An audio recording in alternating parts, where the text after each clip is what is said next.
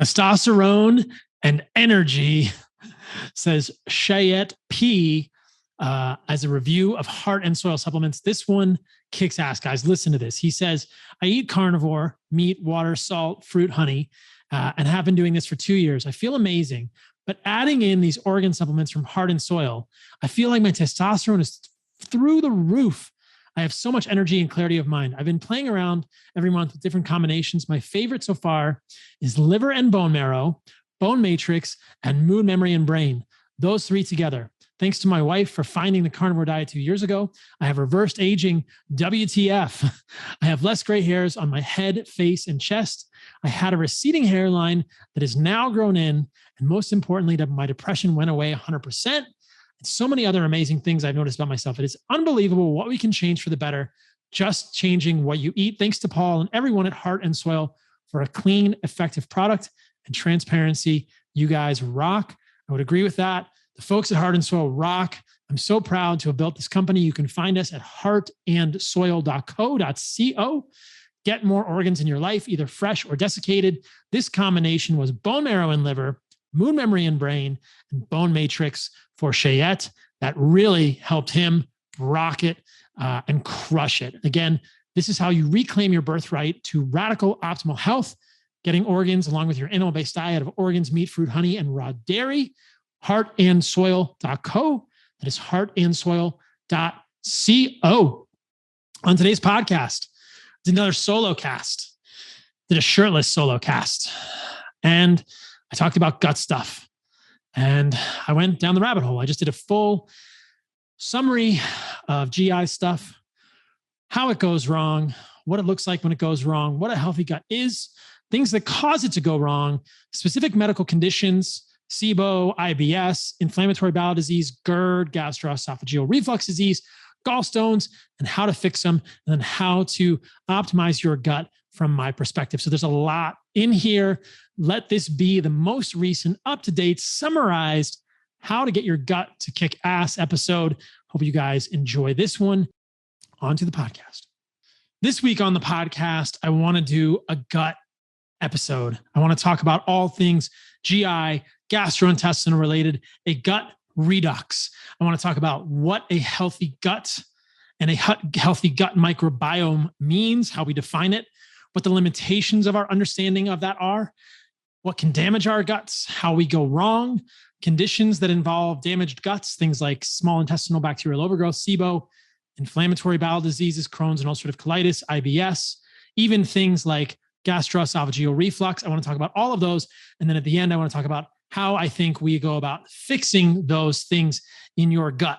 So many diseases begin in the gut. That is almost a truism, a cliche to say today within Western medicine, but that means that it is at least partially, and I would say mostly, significantly, very heavily true. Before I get into the gut stuff, I thought I would share this. Murder by malnutrition. This is from our favorite paper, the Daily Mail. Okay, it's not the best paper, but this is true. And my friend Bear Grylls sent this to me July 1st, 2022. A vegan mother is found guilty over the death of an 18-month-old son who weighed 17 pounds when he died after being fed a diet of only raw fruits and vegetables. I guess this was the 2019 death of her son. He stopped breathing as a result of malnutrition. They'd been feeding him raw vegetables, raw fruit, and breast milk. Presumably she was a vegan too, so that breast milk wasn't that nutritious. Or as I've talked about in the past, if you're a vegan mom, breast milk is going to be very nutrient poor. So both face life in prison. That is intense. Pair have 2 older children who were also severely malnourished, had yellow skin and rotting teeth. Not a good look for vegans.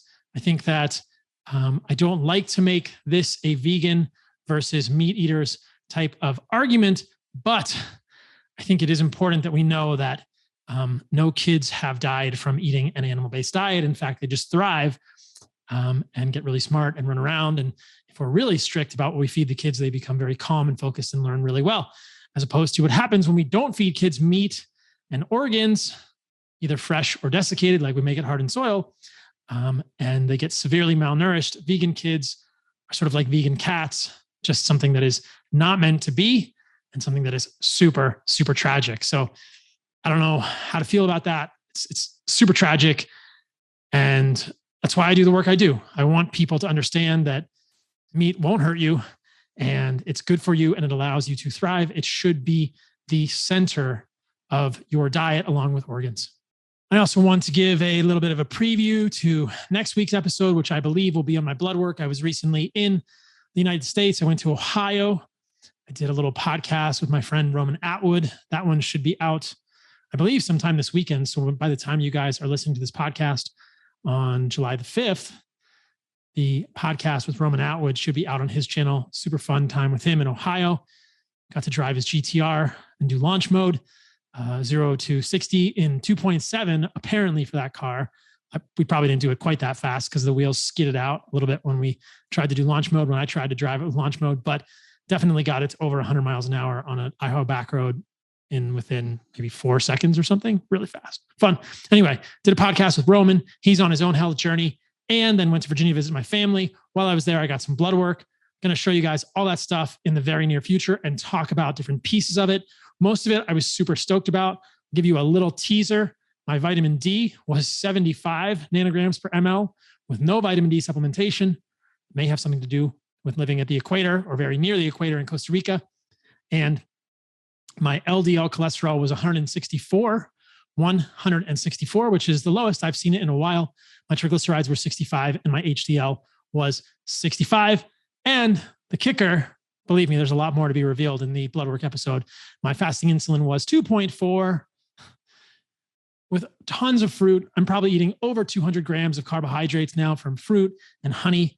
And my fasting insulin remained 2.4. I remain very insulin sensitive despite tons of fruit, as I've always said. So stay tuned for the blood work episode coming probably next week if I can dive in fully and gather my old labs and compare. So that is all in the works. I know you guys are curious about that, perhaps with regard to your own labs. Also stay tuned on Instagram because I'll be talking about which labs I did. I'll put a reel up of that, or we'll talk about it in the newsletter, which you can subscribe to at carnivoremd.com. We've got a new website, a total revamp of the website coming very soon. We will have an animal-based diet calculator where you can put in your weight, your activity level, and we'll try and give you some macros and help you structure an animal-based diet. So that is coming probably later this month, end of this month. It's the old website still, but if you want to sign up for the newsletter, you can do that at carnivoremd.com. Okay, let's talk about gut stuff. Gut stuff, not butt stuff, gut stuff. Well, I guess it is butt stuff if it's talking about gut stuff. It's just the end of the gut is the butt, but the beginning of the gut is the mouth. So we're talking about things that happen in the oral mucosa, in the esophagus, in the stomach, in all of the regions of the small intestine, which is divided into the duodenum, the ileum, and the jejunum, or the duodenum, jejunum, and the ileum. And then the colon, which has the cecum, and then the ascending, the transverse, and the descending, then the sigmoid, colon, and the rectum. That is basically mouth to anus. Yeah, mouth to butt. So we know that GI conditions can affect all of those regions of the GI tract. People with inflammatory bowel diseases, especially Crohn's, get ulcers throughout their entire GI tract. They can even get them in their mouth, all the way up, or their anus, all the way. Ulcerative colitis is another inflammatory bowel disease that generally proceeds in a retrograde fashion from the rectum, from the anus. And that's why people sometimes end up needing to have their parts of their colons removed due to massive inflammation. We'll get to those inflammatory bowel diseases later in the podcast, but that is the GI tract. That's what we're talking about today.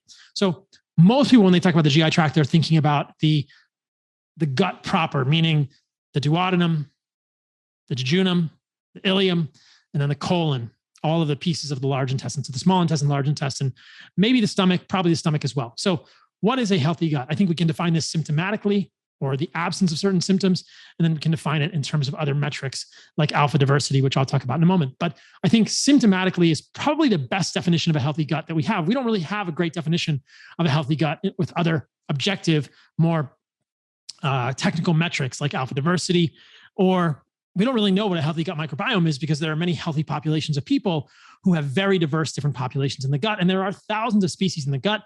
The majority of them are not even known to humans. We haven't even sequenced their DNA. We don't even know what's in the gut. There's a lot of gastrointestinal dark matter, a lot of organisms living in our guts we don't even understand. So for anyone to presume that they know what a healthy gut microbiome is, or that they can interpret changes in the GI microbiome and say these are good or bad without giving some context, that is my favorite word for Western medicine in general, and I think where Western medicine messes up repeatedly, without giving some context of the health of the individual, is really missing the boat. We see a lot of people who get healthier, quote unquote, improvements in autoimmune diseases, improvements in gastrointestinal illnesses, inflammatory bowel diseases, gastroesophageal reflux, or things like Crohn's, ulcerative colitis, inflammatory bowel disease, gas, bloating, constipation, and they may cut out fiber from their diet. They might cut out vegetables from their diet. They might do an animal-based diet of meat and organs and fruit, honey, raw dairy, but their gut microbiome might change in a way that some people would look at and say that is a negative change in the gut microbiome. When the individual is actually getting healthier, that is bullshit. That's the same thing that happens with lipids.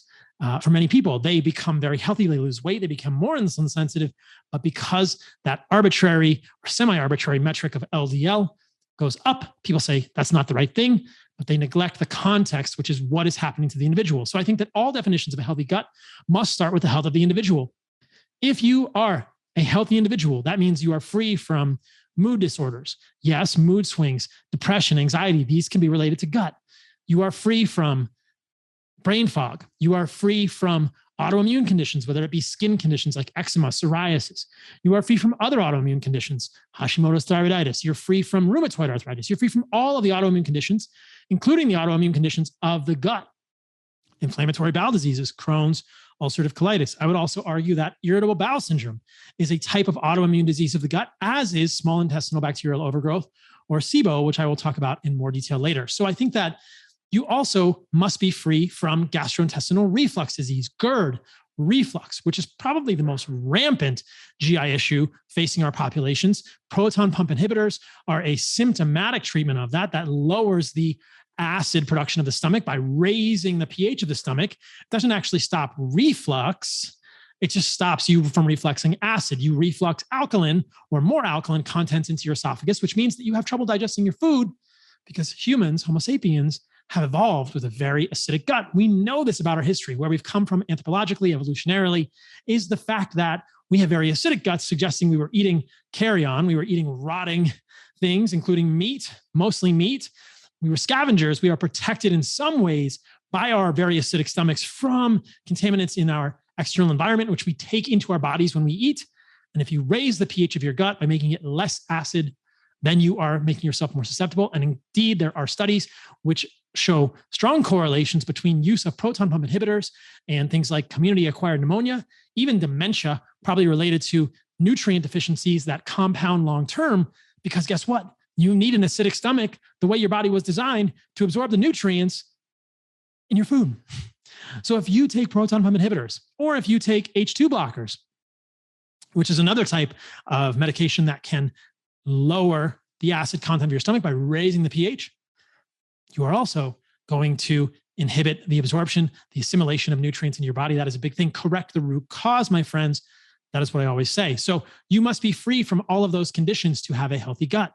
If you are a healthy individual, and I deliberately started with mood, if you have good mood, if you have good sleep, if you have good libido, if you have good insulin sensitivity, because we know that there are changes in the microbiome, including dysbiosis, which is a fancy word for overgrowth of the wrong type of bacteria, basically synonymous with weeds in the garden in human guts that are associated with things like diabetes and other insulin resistant states. They're basically all the same. Insulin resistance is insulin resistance, AKA metabolic dysfunction. So to have a healthy gut, you must be a healthy individual free from all of those conditions I listed earlier, plus gas, bloating, constipation. You should have darn good poops every day that are easy to pass without straining, without blood, without bleeding on the toilet paper, whether it's from hemorrhoids or other sources.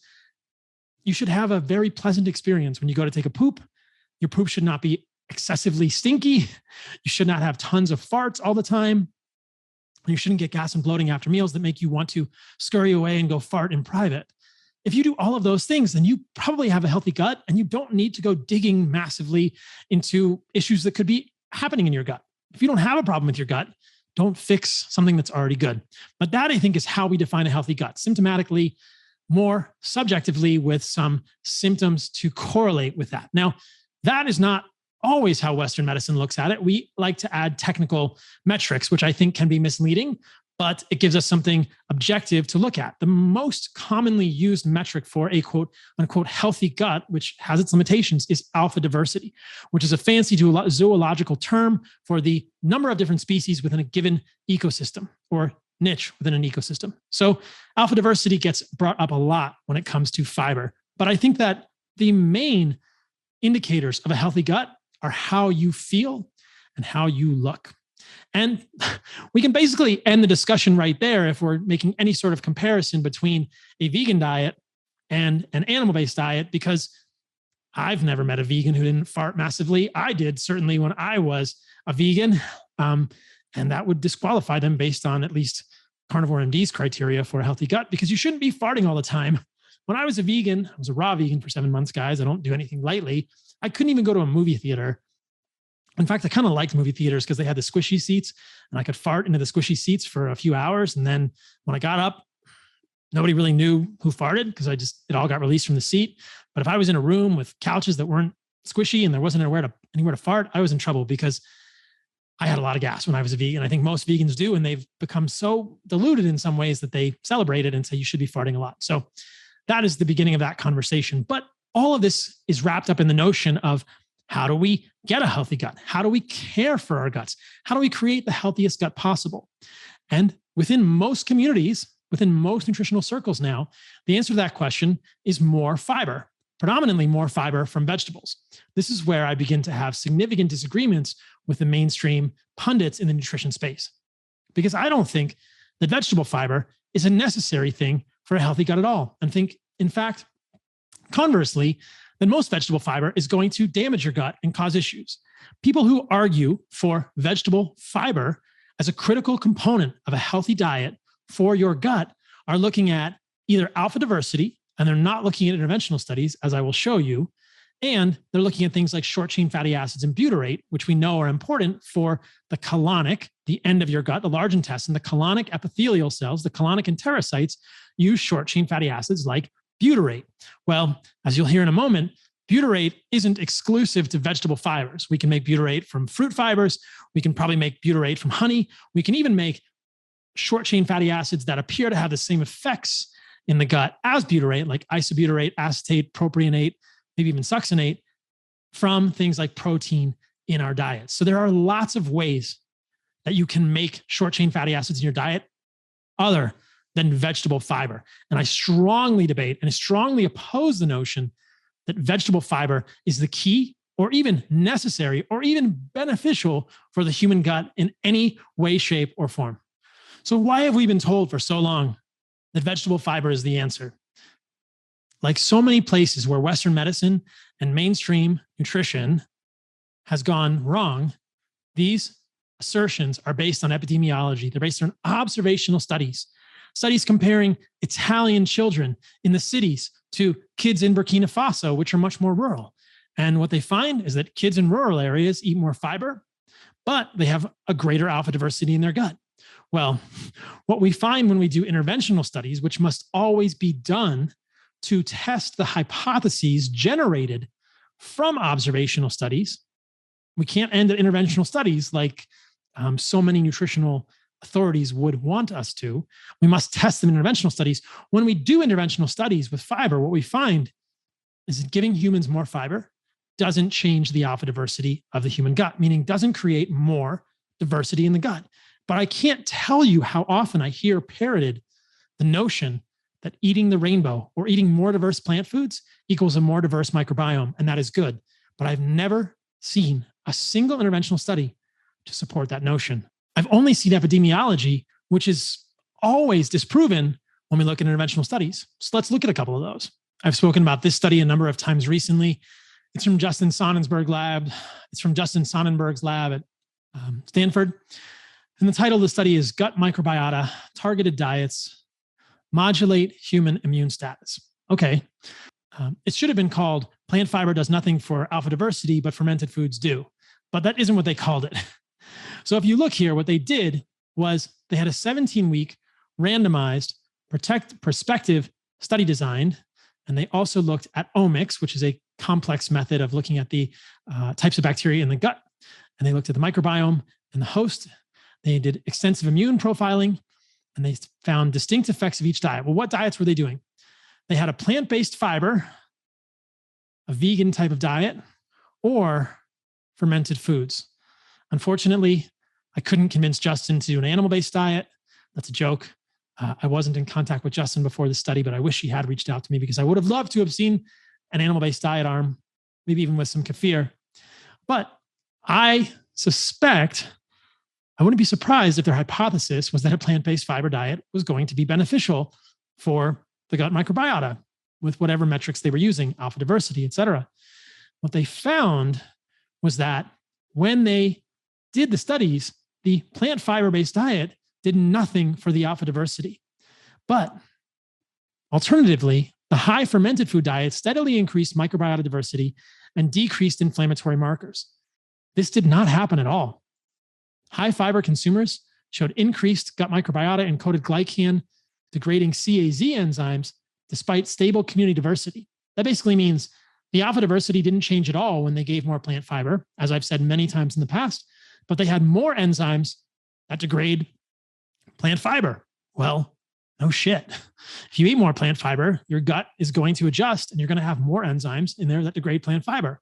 But from an immunologic perspective, the fermented food diet improved inflammatory markers and immune markers, while the plant-based fiber diet could do nothing. I know that my friend Andrew Huberman has talked to Justin Sonnenberg about this on his podcast. He was actually one of the people that first sent me the study, but I don't understand why this hasn't been more talked about in the general nutritional world, because it basically disproves the notion that you should be fueled by fiber, that plant fiber is going to do anything beneficial for your gut from an immunologic, inflammatory, or alpha diversity perspective. What does improve gut diversity? Fermented foods. Where do we find fermented foods on an animal-based diet? You are going to get fermented foods from kefir. Who needs beer when you can have kefir, right? It's something that I eat every day. You can see me eating my breakfast every single day on Instagram, Carnivore MD 2.0. You're also going to get quote unquote natural probiotics from raw dairy, which is one of the reasons I enjoy raw dairy. I use raw milk from cows or goats to make kefir, and I do raw butter and raw cheeses. All of those are going to essentially be sources of environmental, quote unquote, natural probiotics. It's not surprising they improve the alpha diversity, inflammatory markers, and immune markers in the gut in that controlled study from Justin Sonnenberg's lab. Other sources of fermented foods, as they mentioned in the study, are things like kombucha. I would be careful of kombuchas that contain large amounts of unfermented sugar. In fact, kombucha is usually made by adding processed sugar. And as I will show you later, processed sugar, at least in animal models, can be very detrimental to the gut. So I don't think you should be using processed sugar. In contrast, honey does have many things which can be beneficial for the gut. I'll show you evidence for that later in the podcast. You might even consider honey a fermented food, because I believe, maybe some beekeepers out there will correct me on this, but I believe that honey is made in the stomach, in the GI tracts of bees through a process of fermentation. So you might even consider honey to be in ways a fermented food. Kombucha, kefir, raw cheeses, perhaps even yogurts. My problem with a lot of yogurt is they contain processed sugars. They're often pasteurized. I'm not as big a fan of yogurt. It's very hard to find high quality yogurt. If you make your own, great. But I think that fermented dairy is a good place to begin with those things. What about fermented sauerkraut? Okay, it's probably better than nothing, but remember that you are fermenting a cabbage, which is a brassica type of plant, which has defense chemicals, isothiocyanates. Those are mostly degraded when you ferment it, but you are taking a plant that is, I believe, toxic to humans, has plant defense chemicals. They are degraded somewhat by the fermentation process, but I still don't think it's the best use of that plant or the best source of fermented foods.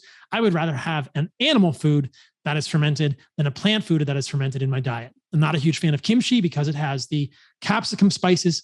As I've talked about in the past, those do appear to open tight junctions in cell culture. I will show you evidence for that in this podcast. These are the hot peppers. Even sweet peppers do the same thing. So spicy foods, not good for your gut. Kimchi, I don't think it's good for your gut. That's why it hurts when you poop it out, guys. And sauerkraut, I think there are much better sources of fermented foods. And most of the sauerkraut I've seen is just a joke in grocery stores. It's basically just cabbage, soggy cabbage with vinegar. Why would you eat that? Maybe if you got a really, really good pickle, but again, the quality of these in terms of mass production is very poor. If you make your own, perhaps, but I think lacto fermented dairy is the best choice.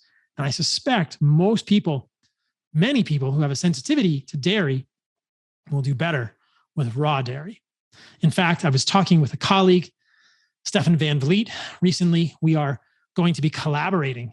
This is super exciting news, guys. We're going to be collaborating on a pilot randomized controlled trial in the near future, funded by the newly incorporated Animal-Based Nutrition Research Foundation. More information on that forthcoming. We're going to do it at Utah State University. They have a Center for Nutrition Clinical Studies, and we're going to give patients an animal-based diet. But we were talking about the benefits of raw dairy, and he was saying that he wants to do a study looking at raw dairy versus conventional dairy. Would love to see that study too. He also was interested in the differences between those two types of foods. I think there's a big difference there, though we probably will have trouble using large amounts of raw dairy in our study on an animal-based diet. We probably can get raw cheese into it. There are other studies that have essentially shown the same thing as Justin Sonnenberg's study. There are other studies that have essentially shown the same thing as Justin Sonnenberg's study. This one is from Harvard University, interestingly, and they gave patients a fully meat-based diet compared to a plant-based diet. Title of this study, Diet Rapidly and Reproducibly Alters the Human Gut Microbiome. This is from Nature 2014.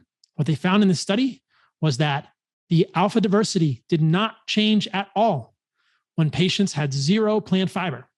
In fact, the alpha diversity, which you can see at the end of this paper, was about the same in both of the studies, though the beta diversity improved or increased on a carnivore diet. They say no significant differences in alpha diversity were detected on either diet, which means that when they gave more plant fiber to these study participants, there was no increase in alpha diversity. And when they decreased plant fiber significantly, there was no decrease.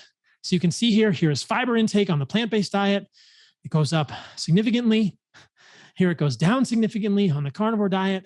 The fat intake goes down on the plant-based diet, but goes up on the animal-based diet, which is actually a carnivore diet. So it's different than how I would define an animal-based diet. Protein goes down on the plant-based diet. Protein goes up on the carnivore diet.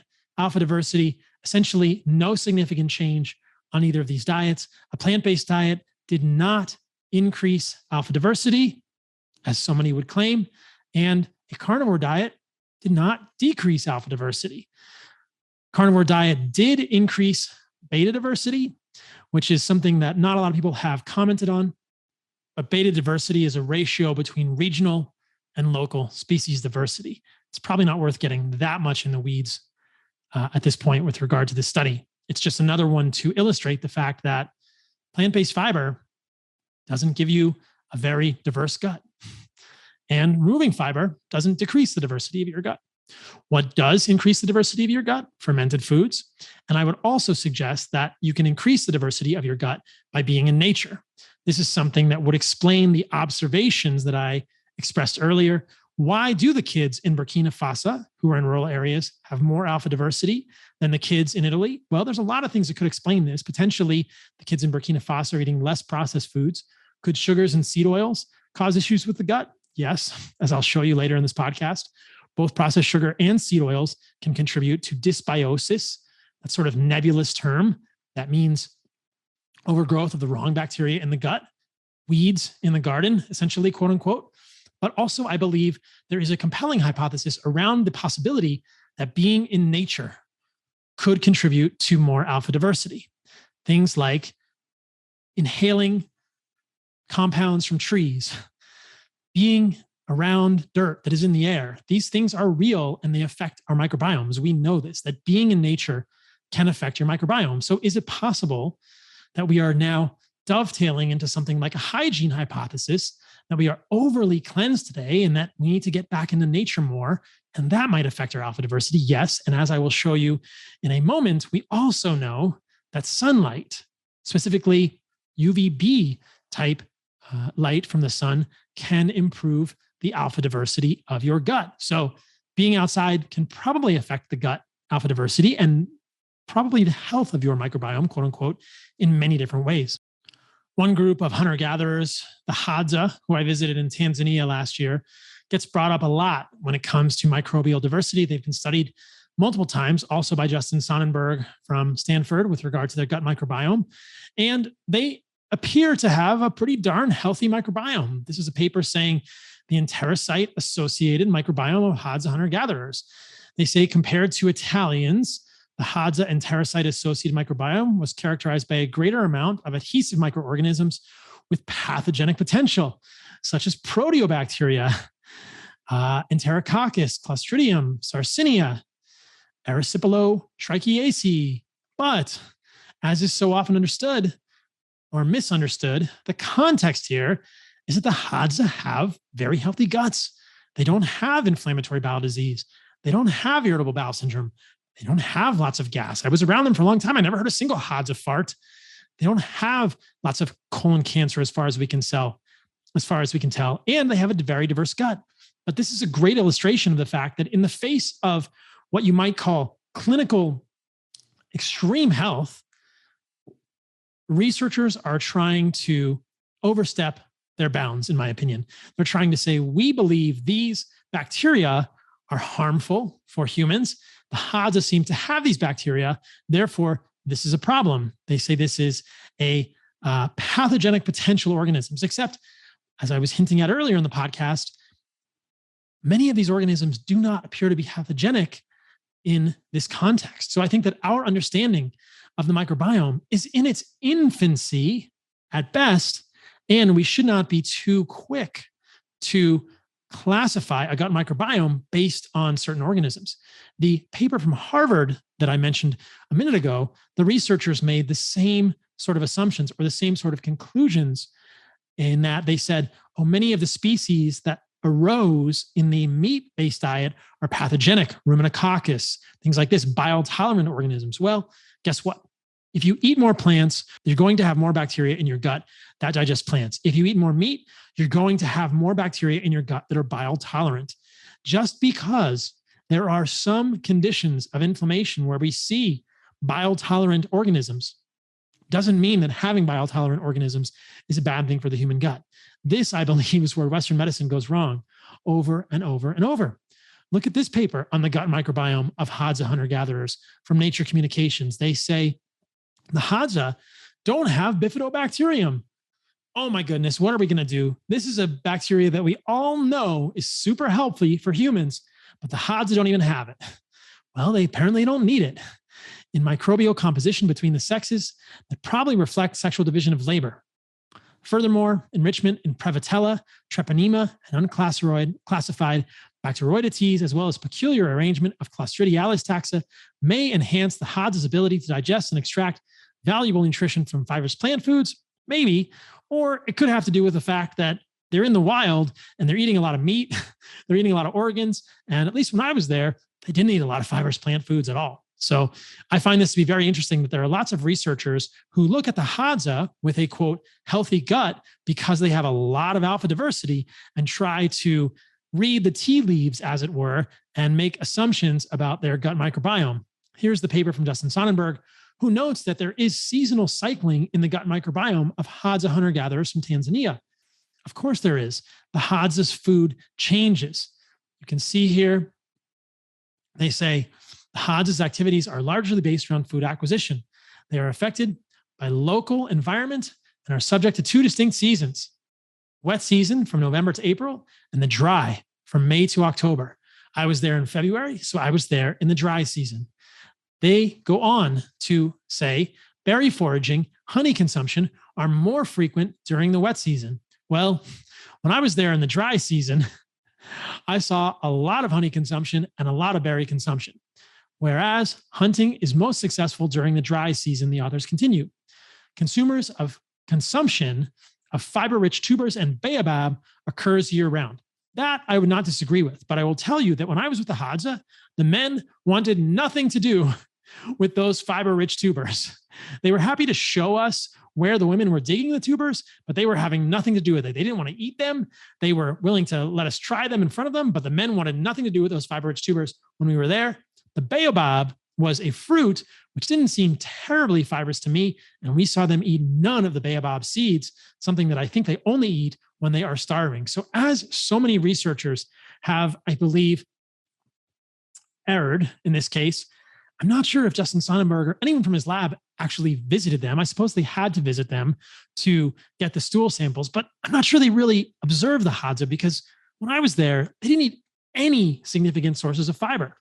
Again, the point of this paper is not that. I just thought I would add that as some editorialization. The reason I'm showing you this paper is to point out the fact that when we have different diets, the gut changes, and the Hadza appear very healthy throughout the year. When they eat more meat, more honey, more berries, more hunting, the gut is going to change. The human gut has the ability to shift. We should not get so wrapped around the axle when it comes to specific gut flora. We should look at the broader picture, the 15,000-foot view, and say, okay, are you a healthy human? Do you have stable moods? Are you clear-minded? Do you have a healthy libido? Do you sleep well? Do you have good energy for exercise? Are you happy to be living? Are you doing a good job with your life? Then in that case, if you're not having gas, bloating, constipation, or GI issues, bleeding, pain with passing stool, and you're getting a good brown snake in the toilet every morning, you probably have a healthy gut. Even if you're eating an animal-based diet that might have more protein than the nutritional pundit du jour wants you to eat, more saturated fat, which we all know is killing us, except when it's not, when it's making us healthy humans, it appears to be the best thing for us, containing many essential nutrients, which I'll talk about in the future. Organs, fruit. Why would you need vegetable fiber in your diet if you're healthy already? A healthy gut is illustrated by how healthfully, how vitally you are living your life. And we should not become too myopic in our characterization of species in the gut, nor should we believe that we need plant fibers from vegetables to get short chain fatty acids, as I mentioned earlier. I strongly believe that an animal-based diet, surprise, surprise, organs, either fresh or desiccated like hardened soil supplements, meat, grass-fed, primarily, fruit, as much as you want, honey, which I'll talk about in a bit, has actually good effects on the gut, raw dairy, for the reasons I mentioned earlier. These are the most sought after foods for humans. This is why I think an animal-based diet is the optimal diet for humans. And that is the majority of humans. I don't believe there's a lot of variation in humans. I will add as an aside recently that a carnivore podcaster recently had Robert Lustig on their podcast. And Robert Lustig is well known to be I would say, a critic of fructose and sugar. And he was asked, what about fruit? And interestingly, Robert Lustig replied, I have no problem with humans eating as much fruit as they want. Processed sugar is the problem. Robert Lustig's explanation was that the fiber in the fruit prevents the absorption of the fructose. I think there are other things at play here, because we know that honey, something with zero fiber, doesn't appear to be damaging for humans either. But I would agree with Robert Lustig on the notion that humans can eat as much fruit as they want. Just don't eat so much fruit that you become a fruitarian.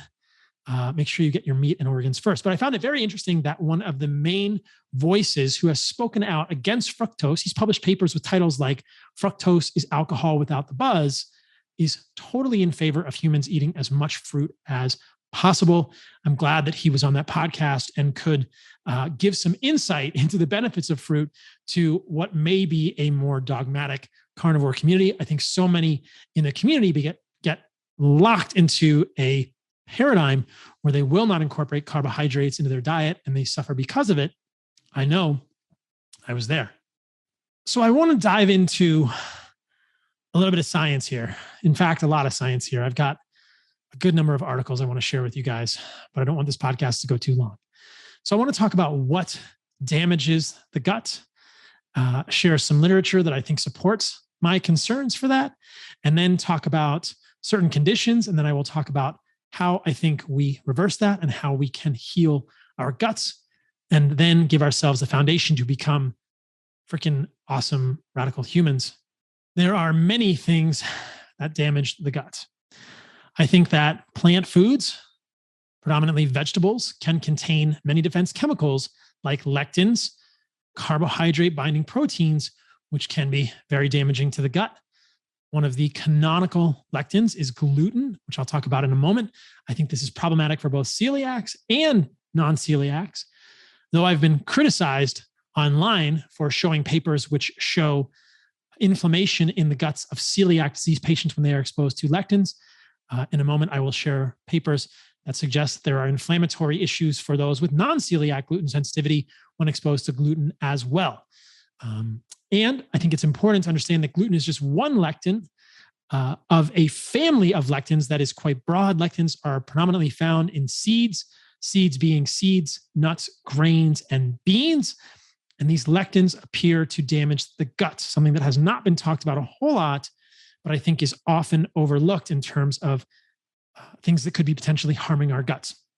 I also think that other plant compounds, as I hinted at earlier, capsicum spices, even sweet bell peppers, hot peppers, can damage the gut. They can open tight junctions formed by occludin and claudin proteins and release zonulin. I will actually show a paper with regard to that in a moment, and cause leaky gut, which is the colloquial term for a damaged open epithelium, a fenestrated gastrointestinal epithelium, if you will.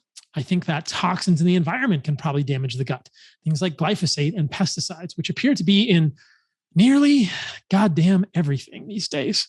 I think that lack of sunlight, lack of nutrients can damage the gut. There's good evidence that zinc is essential for proper gut permeability, or I should say gut integrity. And where do we find zinc that is bioavailable? We find it from animal foods. Good luck getting your zinc from plant foods.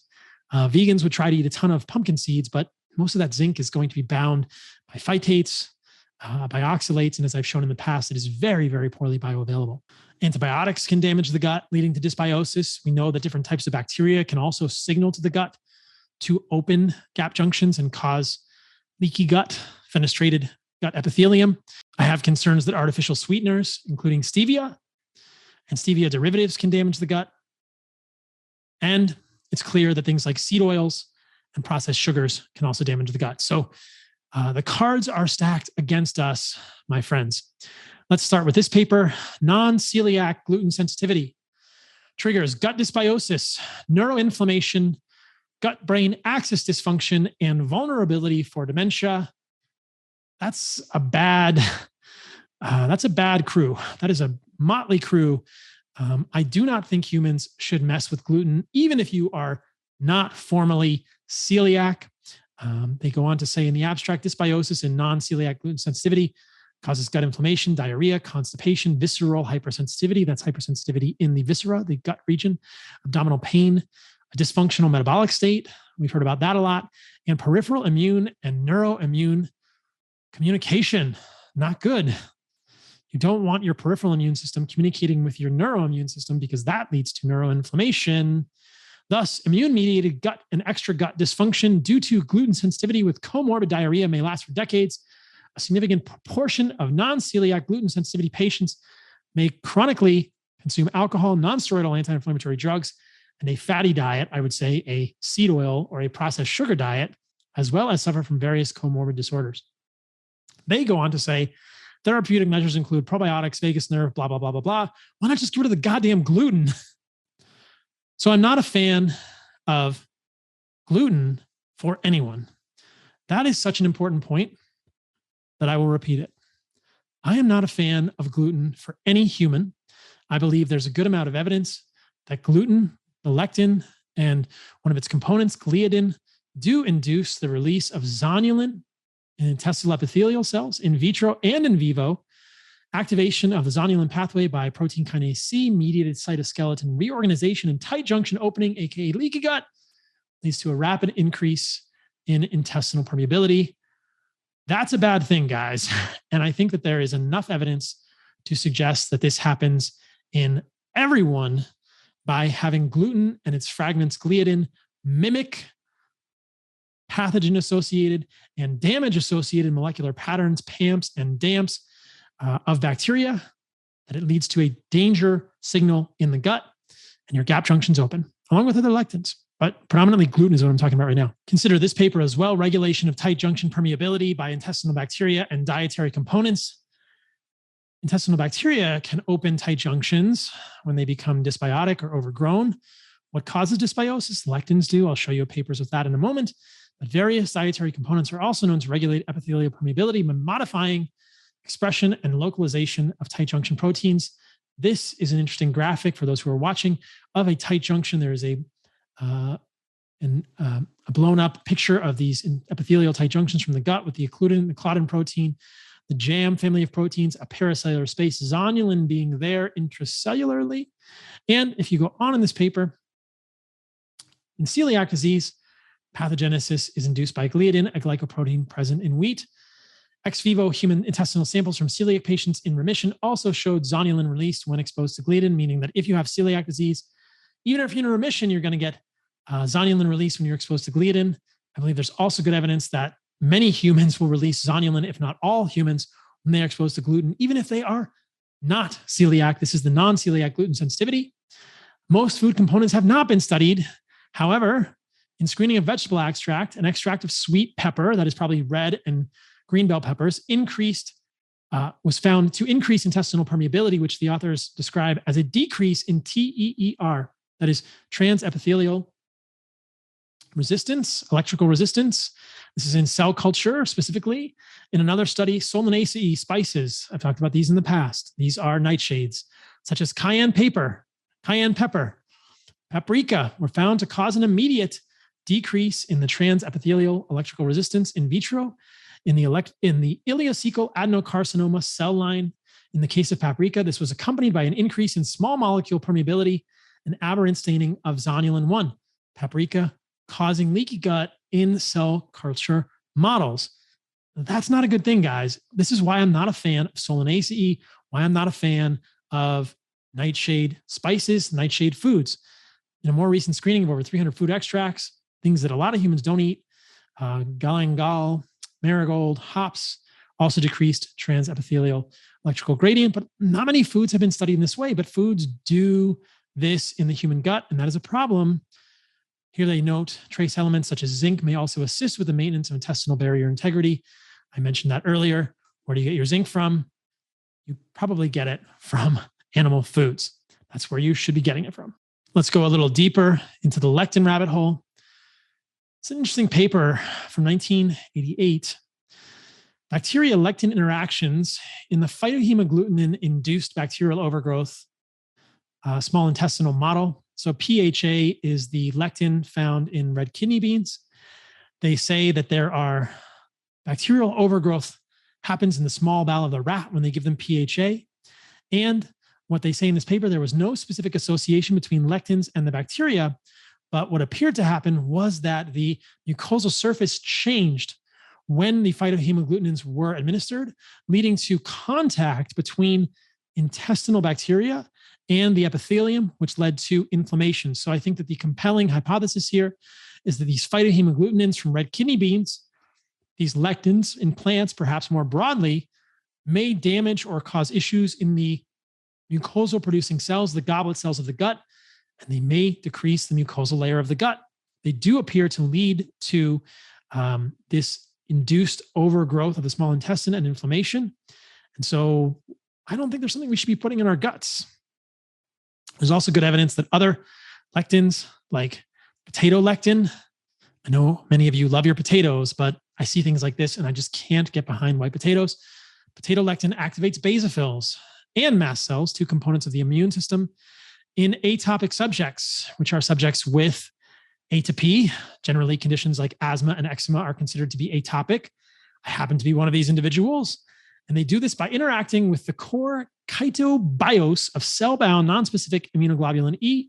The takeaway here is that potato lectin triggers your immune system, or at least triggers the immune systems of atopic subjects.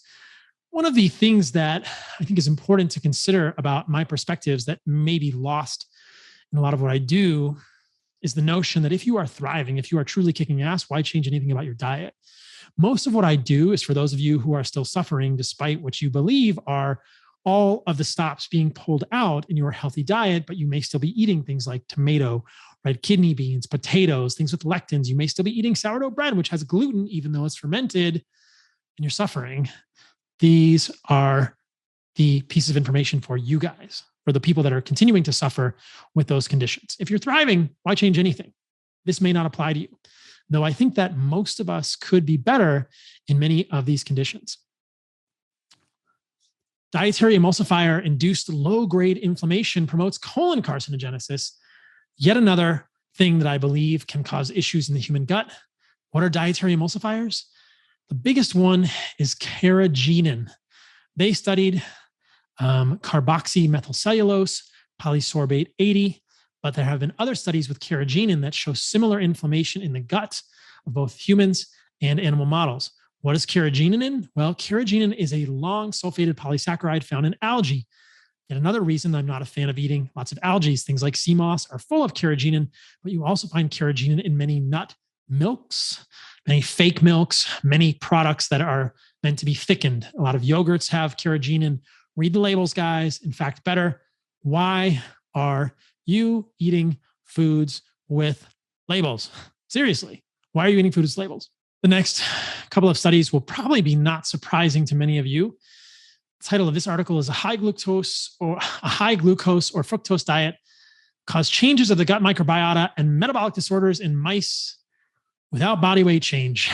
It's an animal study, but it's enough to raise eyebrows and get me thinking, okay, we need more studies like this in humans, but why would you put high glucose or high fructose diets into your gut, especially those that are processed sugars? Again, I stand with Robert Lustig here partially, and then I think you can eat as much fruit as you want without damaging your body.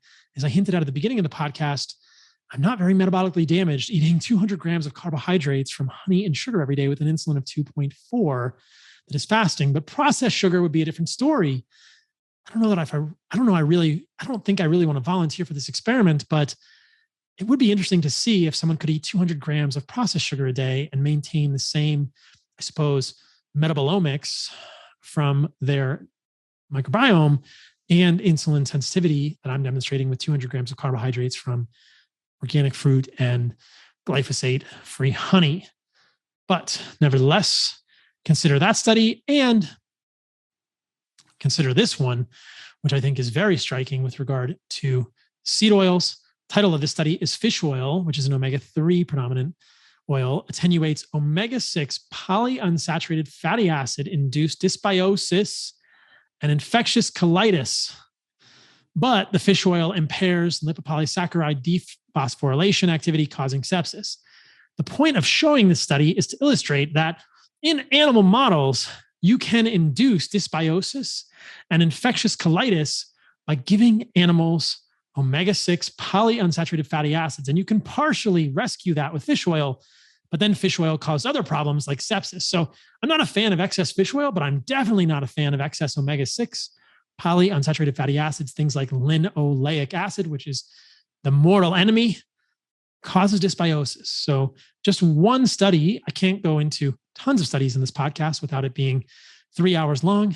A couple of studies to illustrate that seed oils and processed sugars are damaging your gut, which makes it unsurprising that a very low carbohydrate diet improves gastroesophageal reflux and its symptoms. That's actually the title of a paper that I have on the screen from July 2006. I think that the reason this may be the case is because when you are on a very low carbohydrate diet, you are cutting out so many of these processed sugars, beans, grains like wheat. You can't have any of those in your diet if you are very low carbohydrate. I don't think a very low carbohydrate diet is a good strategy for humans long term. I talked about that earlier in the podcast, and perhaps in the future, we will do more studies with Stefan Van Vliet looking at an animal-based diet for GERD and its symptoms. Nevertheless, it is important to note that dietary modifications can be very powerful for GERD, and that dietary modification removes many of the things that I've talked about containing lectins, gluten, wheat, things like that. So that is something to notice as well. The last thing I want to share in this portion of the podcast is a paper looking at a title, Leaky Gut, Leaky Brain. Leaky brain is a comorbid condition with leaky gut in many individuals, suggesting that perhaps the blood-brain barrier opens in the same way that the gastrointestinal epithelial cells do. So you could have a fenestrated epithelium in the gut, and you might also have a fenestrated epithelium for the blood-brain barrier. Many of these conditions co-occur. We do know that there are many neuropsychological, neuropsychiatric manifestations of gluten syndromes, the paper I showed earlier with non-celiac gluten sensitivity, talked about neuroinflammation. And I think that many of the things that open your gut epithelium will cause the potential or lead to a potential for leaky brain. Don't do it, guys. Don't do it. I mentioned stevia earlier. Here is anti-quorum sensing activity of stevia extract. Stevicide, rebaudioside A, and their L-glycon steviol. Basically, stevia is bullshit. It causes interruptions in the way that your immune system in the gut senses and deals with bacteria or communicates. You need quorum sensing between your microbiome to tell each other. That is essentially the cellular network. That's how they text each other on the cell phones. They obviously don't actually have cell phones in your gut, but you get the idea. But stevia extracts, many of these artificial sweeteners appear to interfere with quorum sensing in the gut. So that is not a good thing, guys. They say purified stevia extracts, including stevicide, Reb A, et cetera, revealed a molecular interaction, possible interruption of gram-negative bacterial communication via either the LAS-R or RHIR receptor. We know that your immune system is involved in this quorum sensing as well. And so probably not a good thing that stevia is interrupting both the communication between the gram-negative bacteria and also your body's ability to sense those things in your own gut. The implication here is also that helpful gram-negative organisms and helpful microbiota in your gut that are gram-negative will have their communication interrupted as well. So at this point in the podcast, we've already covered a lot. We've talked about what a healthy gut is, how I define that. Essentially, symptomatically, the way that you feel as a human, the way your poops are. We talked about what I think causes guts to go bad, and we can get into how we fix those. Before we do that, I want to talk a little bit about many conditions, which I've hinted at throughout the podcast already. I just want to make sure we touch on all of that. And then earlier in the podcast, I talked about why I don't think fiber is essential for the human gut, especially vegetable-based fiber. If you're eating an animal-based diet, you're going to get fiber. I definitely have fiber in my diet. I don't think it's damaging my gut from the fruit, but I don't think I need to be getting broccoli, and I don't really want to be fueled by that fiber. I don't think that fiber is doing necessarily a ton to improve the quality of my gut. I had good poops when I was eating lots of fiber with 200 grams of carbohydrates from fruit and honey. I'm probably eating a good amount of fiber. And I had good poops when I wasn't eating much fiber at all. So it's going to be a little bit individual based on where you've come from as well. But if you need more fiber in your diet, I think you can get it from fruit. I don't think vegetables are a good place to get it at all. So what conditions have we sort of hinted at throughout the podcast?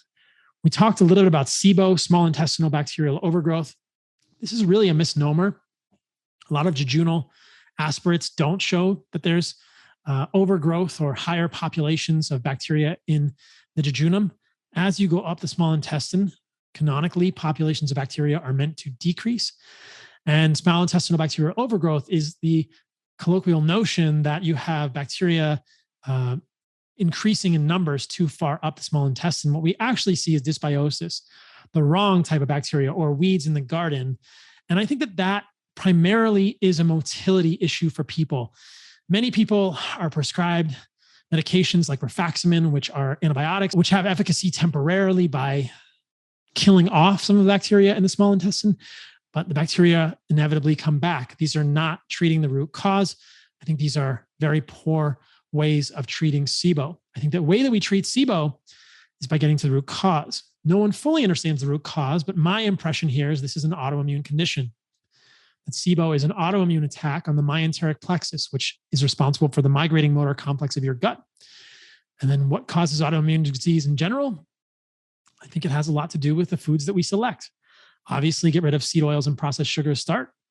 But I think that if you continue to suffer, get rid of those vegetables, the lectins, the seeds, all of these plant compounds that I think could be worsening your autoimmune condition, which may just be an attack on the myenteric plexus, the nervous system of your gut, if you have SIBO, or maybe your autoimmune condition is eczema like mine, or psoriasis, or rheumatoid arthritis, or Hashimoto's thyroiditis. I think many of these do begin in the gut and potentially could be worsened by tight junction opening lectins and plant compounds that I spoke about earlier in the podcast. So that is SIBO.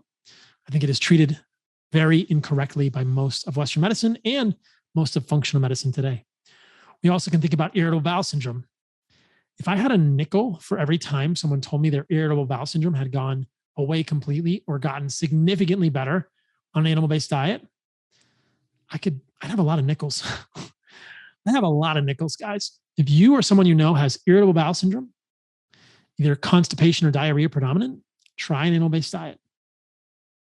Let me know what happens. Send me a response to my newsletter, which you can subscribe to at carnivoremd.com. IBD is inflammatory bowel disease. Those are things like Crohn's and ulcerative colitis. If I had a quarter for every time I'd heard somebody say their Crohn's or ulcerative colitis got better on an animal-based diet, I also have a lot of quarters. Now, I'm not saying this diet is a panacea. It doesn't fix everything for everyone, but it helps a lot of people who are continuing to suffer. If you're thriving, why change anything? Then you've got GERD. I talked about that specifically with the paper on low carbohydrate diets. And I strongly believe GERD is dysbiosis. We know that lectins can potentially contribute to dysbiosis. And your diet, I think, is the cause of your dysbiosis. Try animal-based. I'm like a broken record because I strongly believe this could help you. Last but not least, I want to talk a little bit about gallstones. Cholelithiasis. So one of the things that I found that was fascinating about gallstones, about cholelithiasis, when I was researching and writing my book, The Carnivore Code, was that choline is essential for the transport of bile acids from the liver into the bile canaliculi and into the gallbladder. What do we know about cholesterol gallstones, which are the main type of gallstone for people with cholelithiasis? Those have a dearth. They have a decreased amount of bile acids. So I believe that most gallstones are the result of a choline deficiency. This study, the role of dietary choline in the beneficial effects of lecithin, which is phosphatidylcholine, on the secretion of biliary lipids in rats, shows exactly this, as do these studies. And I think that so much cholelithiasis could be prevented if people had more choline in their diet. Where do you get more choline? I don't know, things like liver, either fresh or desiccated, like hard and soil supplements, things like egg yolks, things like meats, deficiency of bile acid transport and synthesis in oval cells from carcinogen-fed rats, and yet another study here looking at the same mechanism in animal models. Phosphatidylcholine-enriched diet prevents gallstone formation in rice.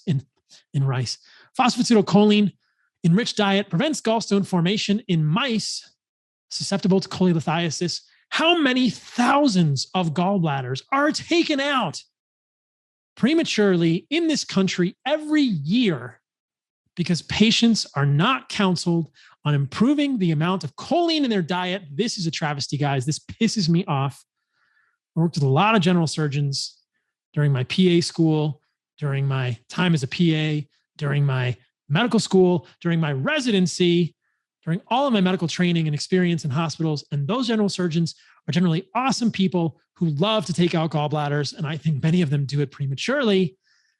Why do we not counsel people to increase the choline in their diet? I don't know, because most of the medical establishment is very afraid of egg yolks and liver and meat because they'll raise LDL cholesterol. This is why we have a bullshit paradigm and why this isn't working. And then there's the whole issue of TMAO, which I've talked about multiple times in previous podcasts. I'm not going to do it now. Maybe I'll go down that rabbit hole in the future. Look, TMAO is bullshit. Eating choline in your diet is essential for phosphatidylcholine, acetylcholine, lipid formation in your membranes of your cells. And in animal models, it's a very compelling evidence that it's going to prevent gallstones. I believe it would do the same freaking thing in humans. If you know someone with gallstones and they're about to get their gallbladder out, give them a lot of choline. If you have gallstones, change your diet. Don't lose that gallbladder. Let's move on to the last part of the podcast, the rays of hope. How do you fix it? As you may know at this point in the podcast, I think it starts with diet. Organs, meat, fruit, honey, raw dairy is an animal-based diet. I happen to believe that's the most optimal and evolutionarily consistent diet for humans. If you're thriving, don't change a thing. Don't take my word for it either. I am not your guru. I want you to experiment with that diet if you choose, but if you choose to do a vegan diet, go with God. May the odds be in your favor, and we will be here in the future if you need us, because I do not think that will go well. I was speaking to a new friend on the phone the other day, and I told him the same thing. I said, do something intentionally, do an experiment. I don't care what it is. I'm biased. I think it should be an animal-based diet. But if you want to do something else, fine. If you do an animal-based diet, I hope my content is helpful and helps you structure that. You can always send me a DM on Instagram. I have tons of content, all the social media outlets and YouTube for how to do an animal-based diet. That's a whole different video. Like I said, organs, meat, fruit, honey, raw dairy. You know how to do it. CarnivoreMD.com is going to have a calculator really soon with macros. Start there. You better get rid of those lectins, get rid of the beans, get rid of the seeds, get rid of the vegetables, get rid of the compounds from solanacea that open the tight junctions, and get rid of the seed oils and processed sugars. What else can you do beyond that? Get in the freaking sun, you guys. Get in the freaking sun. This is a really striking paper when I found it. Sun exposure to narrowband UVB, that's going to be in ultraviolet light from the sun, modulates the human intestinal microbiome. This is an interventional study. How crazy is that? When they gave people exposure to UVB light, it changed the gut microbiome in ways that they believed were positive. Get in the freaking sun for so many reasons. Like I said at the beginning of this podcast, my vitamin D was 75 nanograms per ml with no vitamin D in my diet. I sometimes get criticized for recommending honey, but then I see papers like this, the effect of honey improving the gut microbial balance. Well, bam, take that, trolls. How about this one? Well, look at this. I'll just say about this one. The effect of honey in improving the gut microbial balance. Well, bam, take that. Honey contains oligosaccharides that can be utilized by the saccharolytic fermenters to yield beneficial metabolites that promote the prebiotic effect, et cetera, et cetera. Lots of benefits to honey for the microbiome. And yet another study that suggests compounds in honey may be beneficial for the microbiome. Phenolics and carbohydrates in buckwheat honey regulate the human intestinal microbiome. Go eat some honey, guys. Put it on your burgers. Put it on your steak. Thank me later. It's delicious. The Hods will love it. I actually think it's probably pretty good for you. So, sunlight, honey. What else might be beneficial for your gut? Well, some interesting studies in mice. I'll do that again. What else might be beneficial for your gut? Well, there's some interesting studies in mice showing that intermittent fasting prevents retinopathy, prolongs survival in DB mice. DB mice have a point mutation in the leptin receptor. It makes them pretty close to a diabetic human. So I don't think you should overdo intermittent fasting, but I think it's in some ways the ultimate zero fiber diet that can help restructure your gut. It might be worth a try if you have a messed up gut, doing some intermittent fasting. I guess we don't need fiber to get a healthy gut if intermittent fasting is beneficial in animal models and probably in humans as well. So don't overuse intermittent fasting, in my opinion, but might be a good metric there. And as I talked about earlier in the podcast, I would get some fermented foods in your diet. If you can, I would do raw dairy and ferment it with a kefir culture, kefir grains from something like Amazon. So in summary, humans have messed up guts because we live in a toxic world. There's glyphosate everywhere. We don't get enough sun. We're eating garbage food. We're told to eat seed oils by our cardiologists. We're exposed to toxins. We're zinc deficient. We're choline deficient. We're getting gallstones. We fart a lot because we eat too much plant fiber. But there's hope. There's hope. I think that a lot of people have gotten better thinking about their diet intentionally. My advice would be do something intentional with your diet. I think the answer is an animal-based diet, organs, meat, fruit, honey, raw dairy. If you need more organs in your diet, check us out at heartandsoil.co. I think so many of us have been misled by myopic focus on alpha diversity because of studies like this one that show that diabetic cats have decreased gut microbial diversity and a lack of butyrate-producing bacteria. I don't know how they make cats diabetic. Okay, that's reasonable, but let's think about this. What do we know? Fiber doesn't increase the alpha diversity. Fiber doesn't improve inflammation. Fiber doesn't improve the immune system, but fermented foods do. And I think removing lectins will from your diet. And I think removing seed oils and processed sugars will. And I think doing maybe a little bit of intermittent fasting, getting out in the sunlight. This is the way you do it, guys. Go outside, play, get in the sun, eat an animal-based diet with your family, and thrive. That's why I do what I do. Hopefully this gut episode has been helpful. Talk to you guys soon. See you next week, probably for the lab work episode.